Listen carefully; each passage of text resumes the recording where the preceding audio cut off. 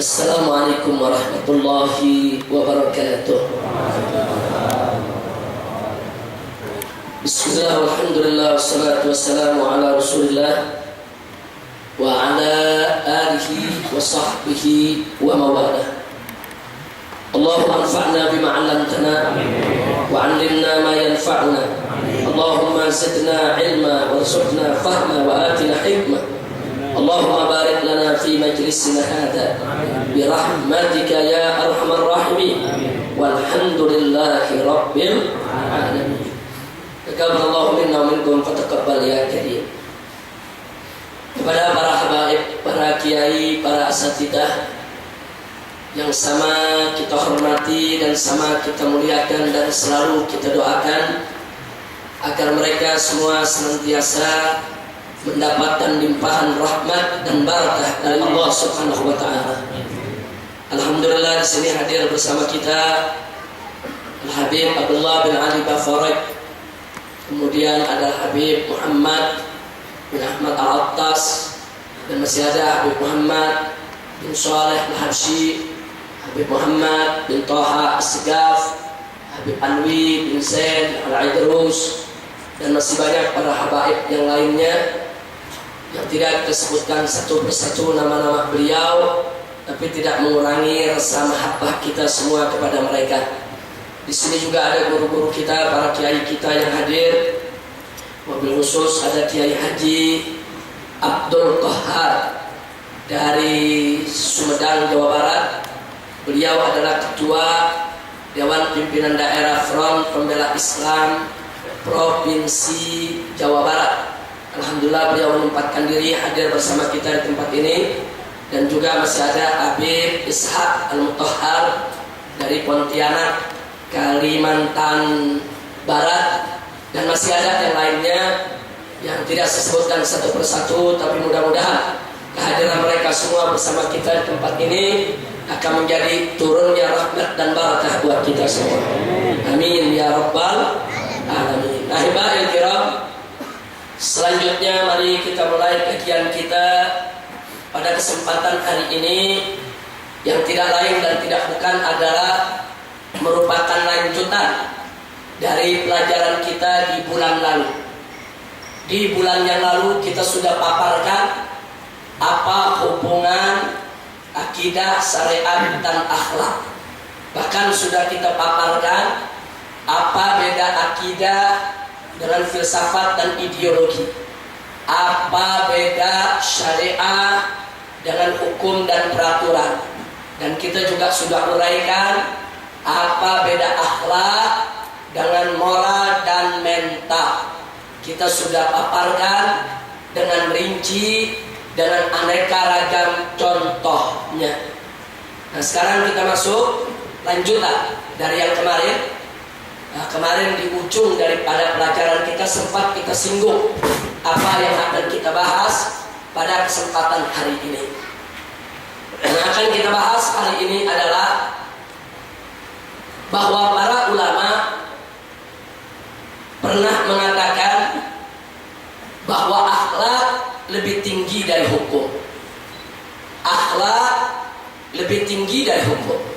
Sampai-sampai mereka mengatakan al-ityanu bil adab khairun min imtithal al-amr. Jadi kita bersikap dengan adab yang sempurna itu lebih didahulukan daripada kita melaksanakan perintah secara apa adanya. Nah, ini perlu pembahasan supaya tidak terjadi kesalahpahaman. Apa maksud dari ungkapan ini? Akhlak lebih tinggi daripada hukum. Nah, untuk kita membahas ini, pertama kita mesti garis bawahi dulu tentang keagungan akhlak Nabi kita Muhammad sallallahu alaihi wasallam. Allah telah menyatakan dalam Al-Qur'anul Karim surat Al-Qalam ayat 4, faqala ta'ala wa innaka la'ala khuluqin 'azim.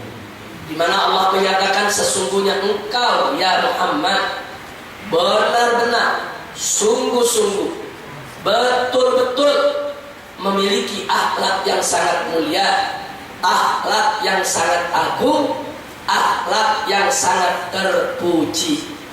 Ini syahadatul ilahiyah. Ini adalah kesaksian ilahi yang maha tinggi. Jadi Allah yang maha tahu tentang isi hati manusia, isi kepala manusia, apa yang dilakukan oleh manusia secara terang-terangan ataupun dilakukan secara sembunyi-sembunyi. Bahkan Allah maha tahu yang dipikirkan oleh seorang manusia.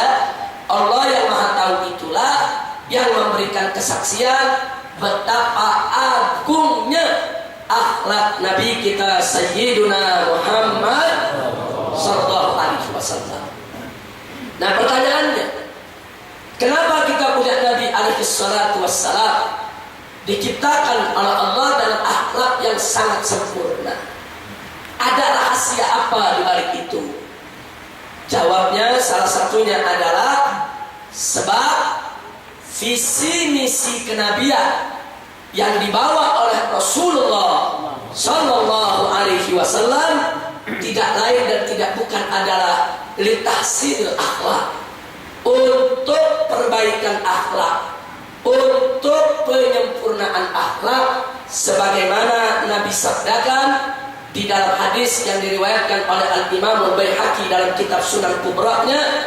Beliau menyatakan, innama bu'ithu liutammima makarimal akhlak.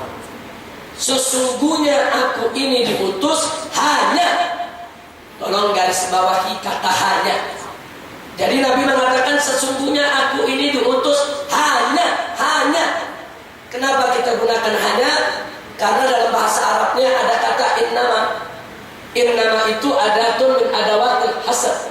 Satu ungkapan yang digunakan untuk pembatasan. Jadi kalau Nabi mengatakan innama bu'ithu, sesungguhnya aku diutus hanya untuk apa? Untuk menyempurnakan kemuliaan akhlak.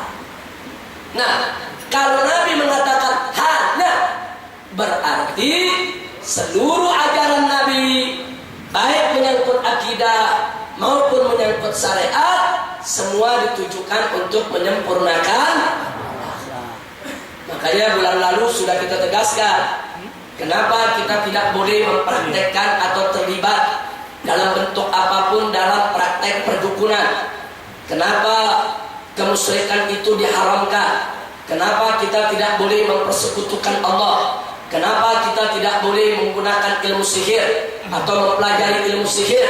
Jawabnya supaya akhlak kita mulia. Kenapa kita diwajibkan sholat 5 waktu sehari, diwajibkan puasa Ramadan, zakat harta, menunaikan ibadah haji bagi yang mampu? Jawabnya supaya akhlak kita mulia. Lalu kenapa kita tidak boleh berjudi, tidak boleh menenggak minuman keras, tidak boleh mencuri, tidak boleh korupsi, tidak boleh berzina, tidak boleh melacur, tidak boleh berdusta, tidak boleh menganiaya, tidak boleh makan riba? Jawabnya supaya akhlak kita mulia. Jadi akhlak itu cerminan. Makanya bulan yang lalu sudah kita tegaskan, omong kosong. Kalau ada orang mengaku akidahnya kuat, tapi akhlaknya rusak, omong kosong. Kalau dia mengaku sebagai pejuang penegak syariat, kalau ternyata akhlaknya tidak mulia. Karena manakala akidah itu kuat, mantap, syariat Islam itu tegak, jalan, dilaksanakan, maka akhlak pasti mulia. Jadi akhlak itu cerminan, dan akhlak itu merupakan misi kenabian. Misi kenabian yang dibawa oleh Rasulullah adalah untuk menyempurnakan akhlak. Itulah rahasianya kenapa Nabi diciptakan oleh Allah dengan akhlak yang begitu sempurna. Karena misinya untuk penyempurnaan akhlak. Bagaimana mau menyempurnakan akhlak kalau akhlaknya tidak sempurna? Bagaimana mau menyempurnakan akhlak kalau akhlaknya tidak sempurna? Itu rahasianya. Kita punya Nabi akhlaknya begitu agung, begitu mulia, begitu suci, karena memang beliau punya tugas yang luar biasa, misi kenabian untuk menyempurnakan akhlak umat manusia. Shallu ala Nabi. Nah, kemudian dari sini kita perlu melihat beberapa hadis tentang akhlak.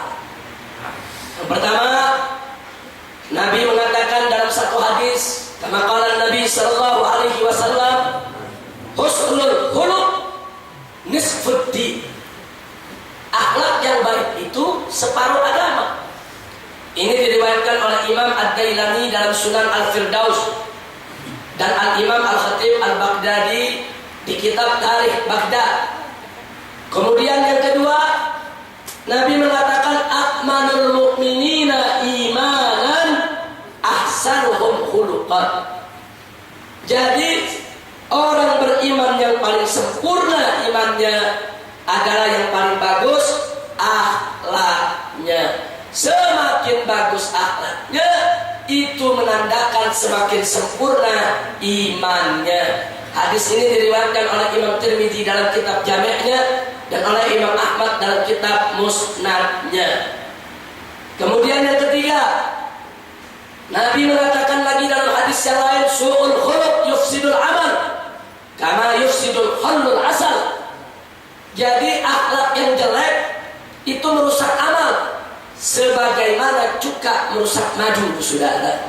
Madu itu manis, segar, enak, tapi kalau sudah terkena cuka, rusak dia, saudara. Nah, jadi begitu juga amal perbuatan kita yang sudah bagus, sudah baik, dirusak dengan akhlak yang tidak baik, maka rusak kita punya amal, saudara. Nah, kemudian yang keempat, saudara, hadis yang diriwayatkan oleh Al-Imam Al-Baihaqi di mana Nabi mengatakan al-mu'minu yuhibbu li akhihi ma yuhibbu nafsi. Orang mukmin itu menyukai bagi saudaranya apa yang disukai untuk dirinya. Nah, ini kalau dalam riwayat Bukhari bunyinya la yu'minu ahadukum hatta yuhibba li akhihi ma yuhibbu li nafsi. Itu riwayat Bukhari. Kalau riwayat Baihaqi bunyinya seperti ini. Al-mu'minu yuhibbu li akhihi ma yuhibbu li nafsi. Nah, baik. Yang kelima adalah hadis di mana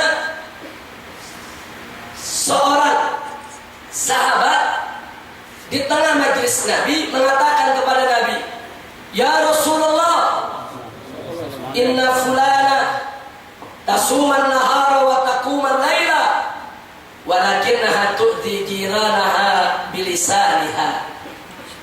Jadi ada sahabat mengatakan, "Wahai Nabi, wahai Rasul, inna fulana," ada seorang perempuan. Kalau fulan lelaki, kalau fulana perempuan. Ada seorang perempuan tasuman nahar, rajin puasa siang harinya. Wa taquman lail, dan rajin bangun malamnya. Walakinnaha tu'dhi jiranaha, tapi dia ini suka mengganggu tetangganya.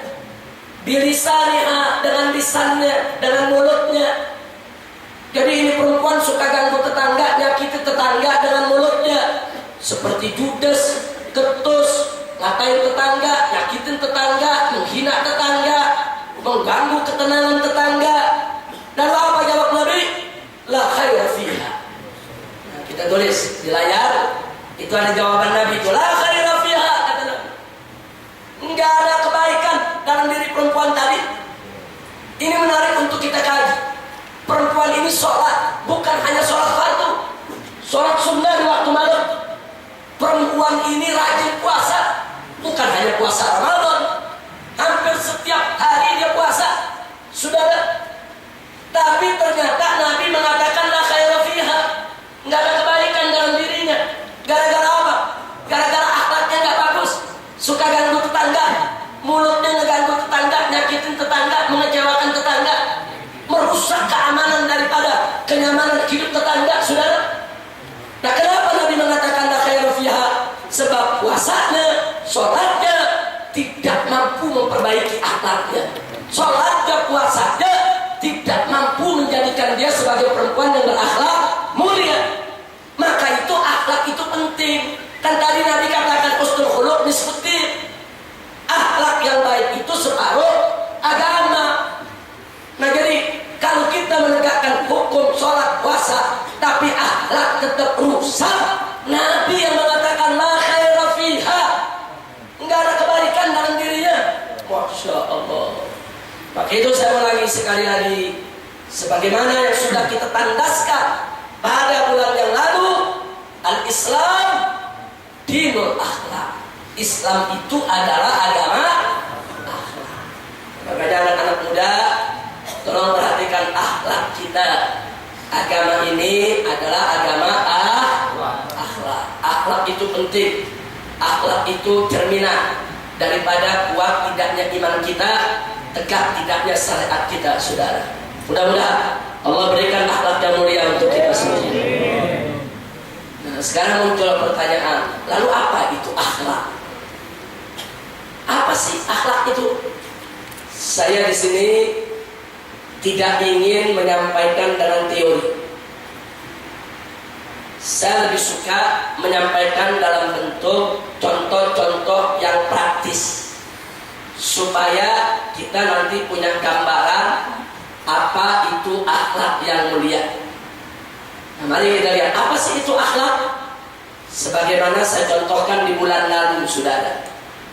Ada seorang ayah nyuruh anaknya, nak ambilkan handuk. Diambilin itu handuk. Kemudian si bapak ngomong si anaknya, cepet dong lempar itu handuk, cepet bapak perlu lempar. Si anak disuruh lempar ke handuk, dibuntel, dia lempar ke muka bapaknya. Saya mau tanya, jujur jawab semua. Yang nyuruh lempar siapa? Yang nyuruh lempar siapa? Bapak. Bapaknya suruh lempar, ya anak lempar, berarti nurut dia, taat dia, patuh dia. Tapi jujur, bagus atau jelek? Kok jelek? Akhlak. Kan nurut. Akhlak. Kok nurut bisa jelek, saudara? Padahal nurut ini bukan nggak nurut, Nur. Oh, kalau tuh anak dibilang kamu nggak nurut, tuh anak bisa jawab, kan bapak yang suruh. Dia nurut. Jadi kita katakan dia taat, dia patuh, dia nurut, tapi tidak baik, saudara. Baik, sekarang bagaimana kalau bapaknya suruh, ayo lempar. Ini anak nggak mau lempar. Dia tahu nih, oh bapaknya mau buru-buru nih, jangan lama-lama, dia ambil dia lari ke bapaknya. Dia serahin secara santun penuh hormat, saudara. Saya tanya, saudara, itu anak nurut ya? Nurut. Enggak disuruh lempar. Dia nggak lempar. Nurut ya? Nurut ya? Zohirnya nggak nurut, zohirnya. Zohirnya dia nggak nurut. Orang tua suruh lempar, dia nggak lempar. Zohirnya. Zohirnya dia tidak nurut. Zohirnya dia tidak taat. Zohirnya dia tidak patuh. Tapi jujur, perilaku dia bagus nggak? Bagus. Kok aneh ya? Nurut jelek, nggak nurut bagus. Kok bisa begitu, saudara? Ini kajian akhlak di sini, saudara. Zohirnya memang anak ini tidak nurut. Zohirnya. Tapi hakikatnya dia lebih dari sekedar nurut, saudara. Lebih dari sekedar nurut. Kenapa? Tujuan daripada perintah lempar, tujuannya bagaimana handuk itu sampai ke tangan bapaknya dengan cepat. Itu tujuan. Nah, si anak nggak mau lempar, dia lari, dia kasih. Itu handuk sampai ke tangan bapaknya dengan cepat. Berarti tujuan perintah tercapai, tujuan perintah terwujud.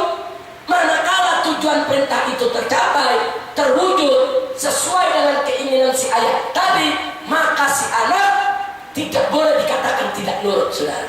Itu anak nurut, itu anak patuh, itu anak taat, bahkan lebih dari sekedar taat, lebih dari sekedar patuh, lebih dari sekedar nurut. Kenapa? Karena dia laksanakan itu perintah dalam bentuk yang lebih baik, dengan cara yang lebih sempurna, sudah.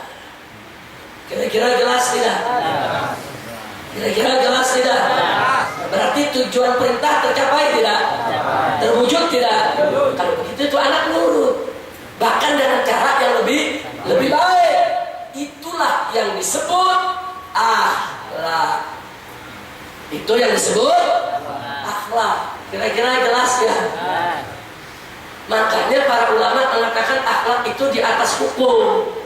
Maksudnya, saudara, manakala akhlak itu ditegakkan, hukum pasti ditegakkan. Kalau hukum yang ditegakkan, belum tentu akhlak ikut tegak. Saudara, Jadi jangan sampai kita terjebak dengan pola pikir, cara pikir kaum liberal. Orang liberal ngomong begini, tujuan daripada sholat puasa kan supaya akhlak baik. Ya kalau akhlak kita udah baik, nggak perlu kita sholat dan puasa. Kan ulama-ulama mengatakan akhlak di atas hukum. Jadi hukum sholat, hukum puasa itu rendah, nggak perlu kita laksanakan. Manakala akhlaknya sudah bisa kita capai, kan tujuannya akhlak yang mulia. Jadi dia mengatakan akhlak di atas hukum, udah hukumnya buang aja, yang penting akhlak. Nah ini penyesatan atau pendangkalan akidah. Sudah, mana mungkin akhlak itu bisa mulia tanpa sholat? Mana mungkin akhlak itu bisa mulia tanpa puasa? Mana mungkin akhlak itu bisa mulia tanpa akidah yang kuat, tanpa syariat yang tegak? Mustahil. Justru yang dimaksud dengan akhlak di atas hukum adalah penegakan hukum dengan cara yang lebih sempurna, bukan peninggalan hukum. Jadi orang-orang liberal ini mungkin ada sakit jiwa sedikit. Jadi cara mereka memahami akhlak di atas hukum, kalau gitu hukumnya tinggal aja, ambil akhlak doang. Dari mana datangnya? Yang dimaksud akhlak di atas hukum ialah pelaksanaan hukum dengan cara yang lebih baik, pelaksanaan hukum dengan cara yang lebih sempurna, pelaksanaan hukum dengan cara yang lebih santun, lebih sempurna, lebih baik. Itu yang dimaksud akhlak di atas hukum. Bukan akhlak di atas hukum ditinggal, bukan akhlak di atas hukum itu tidak diindahkan, bukan. Hukum itu tetap ditegakkan, bahkan dengan cara yang lebih baik. Kira-kira jelas tidak? Alhamdulillah. Jadi hati-hati, kadang-kadang suka disalahpahami atau memang sengaja disalahpahami saudara. Nah, supaya apa? Supaya sesuai dengan hawa nafsu mereka. Na'udzubillah min dzalik. Sampai di sini kira-kira jelas tidak? Baik, kita berikan beberapa contoh. Satu, saudara, kita akan berikan contoh. Kalau ini yang tadi, kita akan berikan contoh akhlak sholat. Saya mau tanya kepada semua yang hadir di sini. Syarat sholat salah satunya adalah menutup aurat, betul? Baik. Aurat laki-laki dari mana sampai ke mana? Pusar sampai ke lutut. Jadi kalau ada seseorang pemuda sholat dari pusar sampai lutut ketutup, syarat sholatnya lengkap, kemudian rukun sholatnya sempurna, sholatnya sah tidak? Sah tidak? Sah. Bagus. Secara hukum sah. Nah kemudian ada problem. Ini anak muda sholat ambil kain, dia pakai, dia tutup dari pusar sampai ke lutut, dia sholat dan nggak terbuka, ketek kemana-mana. Allahu Akbar, itu bulu ketek ya sarang gonggong. Tapi ketutup, dia punya aurat dari pusar sampai ke lutut. Syarat sholat yang lain lengkap, rukun sholat yang lain sempurna. Saya tanya, sholatnya sah gak? Secara hukum sah gak? Sah. Tapi secara akhlak kurang ajar. Secara akhlak kurang ajar saudara. Secara hukum kita mesti akui sah. Sah secara hukum, pengertian sah. Dia nggak wajib qada lagi. Dia udah laksanakan saudara. Tapi secara akhlak kurang ajar. Loh kenapa kita katakan kurang ajar? Manakala pemuda tadi diundang oleh pejabat tinggi, ketemu presiden, ketemu menteri, ketemu jenderal, ketemu orang besar, ketemu pejabat, ketemu orang kaya, dia bisa berpakaian yang rapi, dia pakai bajunya yang terbaik, dia bikin penampilannya yang paling indah saudara. Begitu menghadap Allah yang menciptakan dia, yang memberikan dia nikmat tidak terhingga, yang menjamin daripada nafkah dia seumur hidupnya, yang memberikan dia ruh, dia menghadap Allah dalam bentuk sedemikian rupa. Kurang ajar. Itu namanya kurang ajar. Bahasa Arabnya apa kurang ajar? Qalilul adab. Qalilul adab atau adimul akhlak, tidak punya akhlak saudara. Kecuali darurat dia nggak punya baju lagi, cuman satu-satunya itu kain, yang lain nggak bisa dipakai buat sholat, apa boleh buat saudara? Mestinya dia menghadap Allah dengan pakaian yang terbersih, tersuci, terbaik, terindah, terbagus. Dia tampilkan dirinya di hadapan Allah dengan penampilan terbaiknya saudara. Kalau itu dia lakukan, sholatnya bukan saja sah, tapi sholatnya juga berkah. Kenapa? Sebab berakhlak.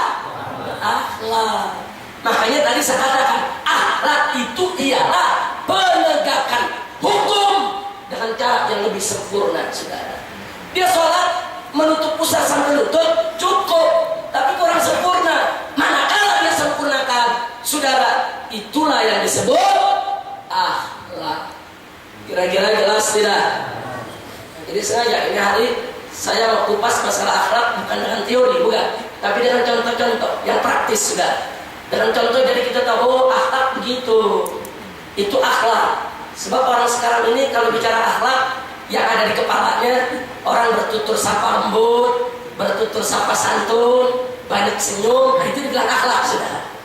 Selain itu dia nggak bilang akhlak. Padahal mana akhlak tidak sesempit itu. Mana akhlak jangan dibatasi hanya dengan senyum. Mana akhlak jangan dibatasi dengan lemah lembut. Kadang-kadang ada orang lemah lembut, senyum, tapi tidak berakhlak. Ada saudara, banyak. Saya kasih contoh. Acara televisi, ada artis tampil saudara, suaranya lembut, senyum saudara. Dia lagi cerita apa? Saya kumpul kebo sama artis anu. Ini anak jadi hasil kumpul kebonya. Dia tunjukin lagi hasil kumpul kebonya sudah. Penampilannya manis, menarik, santun, lembut, gumbar senyum saudara. Tapi saya tanya, berakhlak apa enggak?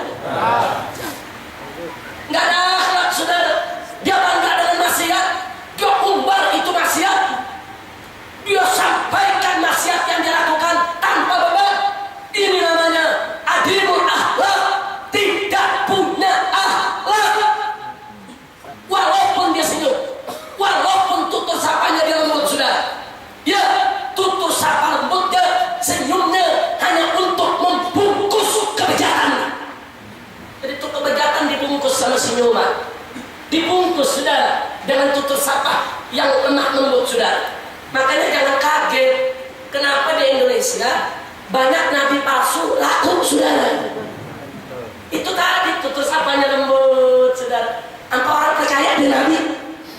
Ini fakta saudara. Jangan tertipu. Banyak kesesatan dibungkus dengan senyuman. Banyak kesesatan dibungkus dengan kelembutan saudara. Ini yang mesti kita waspadai. Jadi saudara, tolong kita mesti waspada. Betul, tutur sapa lembut itu bagian dari akhlak. Betul, senyuman itu bagian daripada akhlak. Tapi senyum saudara untuk menebar rahmat, bukan senyum untuk menutup maksiat. Saudara, tutur sapa lembut untuk menegakkan kalimat Allah, itu yang akhlak. Bukan tutur sapa lembut untuk menyebarluaskan kemunkaran saudara. Jadi ini yang perlu saya garis bawahi, hati-hati. Makanya sekarang ini saya lebih suka menyampaikan akhlak dalam bentuk bukan teorinya, tapi contoh-contoh yang praktis, biar lebih terbuka kita tahu apa itu akhlak. Kira-kira jelas tidak? Alhamdulillah. Contoh kedua, kita ambil akhlak baca Al-Quran. Nabi alaihi salatu wassalam menganjurkan siapa membaca Al-Quran agar bersiwak. Saya mau tanya, bersiwak supaya kenapa? Supaya giginya bersih dan supaya mulutnya tidak bau saudara. Loh kenapa Nabi anjurkan bersiwak? Sebab yang mau dibaca ini kalam Allah, ini firman Allah saudara. Ini bukan sembarang bacaan. Ini bacaan mulia, ini bacaan agung, ini bacaan suci. Sampai bacanya jangan bau itu mulut saudara. Dan diajarkan oleh Nabi akhlak ada. Ini yang kita mau baca, bacaan suci, bacaan mulia, bacaan agung. Perhatikan bau mulut kita saudara. Subhanallah. Ini ada akhlak. Tapi saya bertanya, kalau ada orang habis makan jengkol, mulut bau jengkol saudara. Terus baca Quran, dosa nggak? Kenapa nggak dosa? Karena bersiwak itu bukan kewajiban. Karena bersiwak itu sunnah. Jadi kalau mulut bau jengkol dia baca Al-Quran, dia nggak dosa karena dia tidak melanggar kewajiban. Nah, cuman dia tidak melaksanakan sunnah. Betul tidak wajib, cuma kurang berakhlak.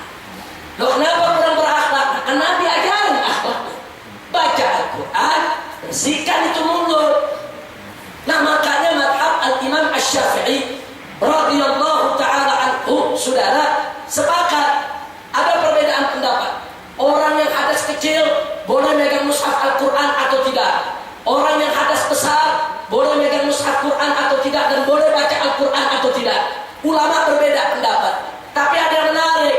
Mazhab Al-Imam Asy-Syafi'i radhiyallahu ta'ala anhu memilih bahwa orang hadas besar dan hadas kecil tidak boleh menyentuh mushaf Al-Quran, dan orang yang hadas besar tidak boleh baca Al-Quran.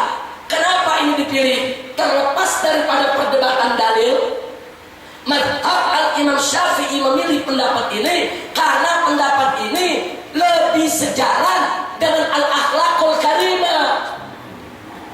Ini Al-Quran ini kan firman Allah. Ini mushaf Al-Quran ini kumpulan di dalamnya kalam Allah yang suci. Saudara, kalau tadi Nabi ajarkan bacanya dengan mulut yang tidak bau, dengan mulut yang tidak kotor, dengan mulut yang bersih. Makanya mazhab Syafi'i lebih mendukung menyentuh mushaf Al-Quran pun harus suci. Tidak boleh orang hadas kecil apalagi hadas besar untuk menyentuh mushaf Al-Quran. Kenapa? Saking agungnya, saking sucinya, saking mazhab Syafi'i memuliakan kalam Allah Subhanahu wa ta'ala. Begitu juga yang hadas besar, saudara, tidak boleh baca Al-Quran. Apa? Saking mulianya kalam Allah, saking agungnya kalam Allah, nggak boleh sembarangan dibaca oleh orang yang sedang kotor, saudara. Subhanallah. Jadi saya ingin bicara bukan hanya dari segi hukum, tapi dari segi akhlak. Makanya anak-anak muda tolong hati-hati. Ini sekarang ini saya lihat ada di masjid-masjid, di majelis-majelis pengajian anak muda, judulnya kajian Al-Quran. Tapi itu Al-Quran ditaruh di bawah di lantai, saudara. Nah, dia duduk, dia muter, Al-Qurannya ditaruh aja di lantai, dia bersila, dengkulnya di atas Al-Quran, dengkulnya di atas mushaf. Kadang-kadang dia capek bersila, dia angkat tuh kakinya yang satu, saudara. Jadi itu mushaf ada di bawah kaki dia, saudara. Ini tidak berakhlak. Makanya dulu guru-guru kita, orang tua kita, habaib kita, kiai kita mengajarkan kita mushaf Al-Quran taruh di tempat yang tinggi, yang mulia, yang terhormat. Jangan terjangkau dengan anak-anak. Kalau baca Al-Quran pakai lekar. Kalau nggak ada lekar, ada bantal 1-2 biji, saudara tinggikan. Yang penting itu Quran tidak ada di bawah dengkul kita. Ini namanya akhlak. Jadi orang tua kita dulu luar biasa mengajarkan kita akhlak, saudara. Jadi ada akhlak kepada Allah, ada akhlak kepada Al-Quran, ada akhlak kepada Nabi, dan ada akhlak kepada orang tua, saudara. Tadi sholat, jangan cuma nutup aurat dari pusar sampai lutut saja. Itu akhlak kita terhadap Allah. Bagaimana cara kita menghadap Allah? Kali ini cara baca Al-Quran. Ini akhlak kita terhadap Al-Quran. Begitu sampai di sini saya mau tanya lagi, kira-kira jelas tidak? Jadi kira-kira jelas tidak apa itu akhlak? Ada bayangan tidak? Jadi akhlak itu ialah menegakkan hukum Allah dengan cara yang lebih sempurna. Baik, saya kasih satu contoh tadi. Akhlak nikah. Rukun nikah ada 5. 1, ada pengantin laki. 2, ada pengantin perempuan. 3, ada wali nikah. 4, ada 2 orang saksi. 5, ada sighah, ada akad, ada ijab qabul, saudara. Nah, saya mau tanya, kalau seseorang nikah lengkap ini semua rukunnya, sah tidak nikahnya? Sah tidak? Sah. Nah, sekarang ada peristiwa anak muda umur 17 atau 20 tahun, lelaki. Dia jatuh cinta sama seorang perempuan. Dia lamar kepada orang tua itu perempuan. lamarannya diterima, dinikahkan. Pengantin laki ada, pengantin perempuan ada, walinya ada. Malah orang tua itu perempuan yang nikahin saudara. Kemudian ada saksi 2 orang, bahkan diundang orang banyak. Bukan lagi 2 saksinya saudara. Saksinya ratusan orang. Nah kemudian ada ijab kabul saudara. Dia nikah, nikahnya sah tidak? Sah tidak? Tapi ada problem. Ini anak muda waktu nikah dia nggak kasih tahu bapak sama ibunya sendiri. Bapaknya sendiri dia nggak kasih tahu ke ibunya saudara. Dia nikah. Nikahnya secara hukum sah. Kenapa? Karena izin dan restu dari ibu si lelaki dan bapak si lelaki bukan syarat nikah, bukan rukun nikah. Secara hukum sah. Secara hukum. Tapi secara akhlak hati-hati saudara. Kalau ibunya tersinggung, kalau bapaknya tersinggung, kalau ibu bapaknya marah, mereka kecewa, terus mereka tidak ridho saudara, maka si anak menjadi uququl walidain, durhaka kepada kedua orang tua. Uququl walidain dosa besar, bukan dosa kecil saudara. Nikahnya sah, tapi si laki dosa besar. Masya Allah. Jadi hati-hati saudara. Itu bahayanya kalau kita tidak memperhatikan jangan hanya terpaku dengan hukum. Oh ada anak muda jawab, Habib, tapi kan itu urusan pribadi saja sama menikah. Itu urusan pribadi. Nikah itu bukan urusan pribadi. Nikah itu urusan keluarga. Begitu kau ucapkan ijab kabul, begitu perempuan tersebut sah menjadi istrimu, maka istrimu menjadi mantu ibumu, mantu bapakmu, saudara ipar daripada saudara-saudaramu. Dia menjadi anggota keluargamu. Ini bukan urusan pribadi, urusan keluarga. Enaknya ngomong urusan pribadi, saudara. Nah, ibumu, bapakmu adalah orang yang paling berhak kau kasih tahu.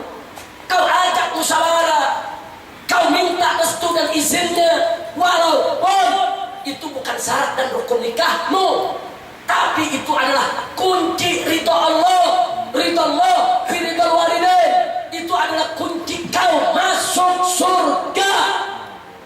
Insya Allah. Maka itu saya ingatkan ini, saudara, kalau yang lelaki saja saya ingatkan jangan coba-coba menikah tanpa sepengetahuan seizin kedua orang tua, apalagi yang perempuan. Anak perempuan zaman sekarang main lari, saudara, kawin sama orang yang gak disukai ibu bapaknya. Inna lillahi wa inna ilaihi raji'un. Hei para pemuda, hei para pemudi, ibumu mengandungmu 9 bulan. Selama hamil 9 bulan, luar biasa susahnya, luar biasa beratnya melahirkanmu. Itu perjuangan hidup dan mati. Menyusuimu, tengah malam dia harus bangun saat orang lain tidur, dia susuimu, dia bangun karena rengekanmu, dia bangun untuk membersihkan kalau kau buang air besar, buang air kecil. Di tengah malam kau dirawat bertahun-tahun dengan susah payah, dan ayahmu banting tulang, kuras keringat, cari nafkah, menjamin kehidupanmu. Dia yang sekolahkanmu, uang kesehatanmu, uang pakaianmu, uang makanmu. Bahkan berapa banyak para ayah terpaksa melakukan yang haram, terpaksa menipu, terpaksa mencuri hanya untuk menjamin anaknya. Insya Allah. Berapa banyak orang tua terpaksa daripada anaknya kelaparan, daripada anaknya nggak makan, dia terpaksa, dia mencuri, dia menipu saudara, hanya karena cinta kepada anak. Begitu udah dewasa 17, 20 tahun saudara, seenaknya dia putuskan dalam kehidupannya tanpa setahu dan tanpa ridho orang tuanya. Inna lillahi wa inna ilaihi raji'un. Jadi hati-hati, jangan main-main saudara. Uququl walidain itu berat. Itu dosa besar setelah syirik saudara. Nah, karena itu ini kita bicara akhlak. Alangkah indahnya kalau kau ingin menikah, anak-anak muda yang masih bujang mau melamar, ngomong sama ibu bapak. Kalau mereka senang, dilamarkan, dinikahkan, nikahnya sah dan berkah. Kalau orang tuanya nggak setuju, Ya kalau orang tua nggak setuju, jangan dipaksa. Begitu diajak ngomong apa sih ibu sama bapak bilang, nah, alhamdulillah pilihanmu perempuan bagus, ibu bapak senang, ibu bapak setuju. Kapan mau dilamar? Jadi ibu bapak yang lamarkan. Indah tidak? Itu hak orang tua menilai. Suatu ketika ibu bapaknya bilang, nah, ibu dan bapak bukan nggak setuju dengan pilihanmu, tapi coba dong pikirkan lagi dong. Kesian dong sama ibu dan bapak. Anaknya nanya, kenapa bu? Kenapa pak? Itu kan pilihanmu, itu kan perek kampung. Nah, orang sekampung tahu itu perek. Nah, masa si tega perek jadi mantu ibu? Nah kan ibu punya hak menilai saudara. Tega, cari dong perempuan baik, cari dong perempuan terhormat, cari dong perempuan yang bagus. Jangan yang begini. Nah, ayahmu kan ustaz, masa kau cari perempuan akhlaknya seperti itu? Saya mau tanya yang hadir, ibu dan bapaknya berhak tidak menilai? Berhak tidak menilai? Berhak menerima tidak? Berhak menolak tidak? Hak sudah. Kalau ditolak, cari yang lain. Punya tidak sedaun kelor. Jangan kita korbankan cinta ibu bapak kita yang belasan tahun, puluhan tahun saudara, yang luar biasa pengorbanannya hanya untuk perempuan, hanya untuk lelaki yang baru kita kenal beberapa bulan. Jangan korbankan cinta orang tua saudara. Ridho Allah fi ridho walidain. Ridhonya Allah ada dalam ridho kedua orang tua. Jadi sekali lagi, maka itu maaf saudara, di markas syariat dan di front pembela Islam tidak ada doktrin kepada anggota. Kamu boleh kawin silakan, ntar ustaz yang nikahin walaupun ibu bapak nggak setuju. Nggak bisa saudara. Saya kaget ada organisasi di Indonesia saudara yang mendoktrin anggotanya dan siap mengawinkan anggotanya perempuan atau laki oleh si guru yang menikahkannya tanpa izin kedua orang tuanya saudara. Ajaran Islam mana yang kau ajarkan kepada para pemuda-pemudi kita? Ajaran Nabi yang mana yang kau ajarkan kepada anak-anak untuk kurang ajar kepada ibu bapaknya? Nggak boleh saudara. Apapun organisasinya, apapun kelompok majelisnya, kalau dia mengajarkan kurang ajar kepada orang tua, itu bukan ajaran dari Nabi kita Muhammad Sallallahu Alaihi Wasallam. Orang tua taruh di atas kepala saudara. Enaknya saudara mentang-mentang organisasinya kuat besar, mau tahu-tahu pimpinannya menjadi imam, lalu semua diputuskan oleh sang guru, oleh sang imam, nggak perlu lagi tanya kedua orang tuanya. Enggak begitu saudara. Kita berguru kepada siapapun saudara, ketaatan kita kepada ibu bapak tidak putus. Ketaatan kita kepada ibu bapak tetap wajib ila yaumil qiyamah, sampai hari kiamat saudara, tidak akan putus. Maka itu di FPI saya selalu ingatkan kepada imam-imam FPI di semua provinsi, jangan coba-coba mengajarkan kepada seluruh anggota FPI dimanapun juga berada untuk hukukul walidain, untuk tidak menghargai kedua orang tua itu saudara. Jangan coba-coba menikahkan laskar-laskar, menikahkan mujahidah-mujahidah, menikahkan anggota-anggota FPI dimanapun mereka berada tanpa ridho kedua orang tuanya saudara. Bahkan saudara, setiap anggota FPI, setiap laskar FPI saudara, saya minta kepada komandan-komandannya, pastikan kalau dia menjadi laskar atau menjadi anggota FPI dengan ridho kedua orang tuanya. Kalau kedua orang tuanya belum ridho, keluarkan, berhentikan dia dari laskar, berhentikan dia dari anggota FPI, suruh dia berjuang dulu, berjihad dulu, minta ridho orang tuanya saudara.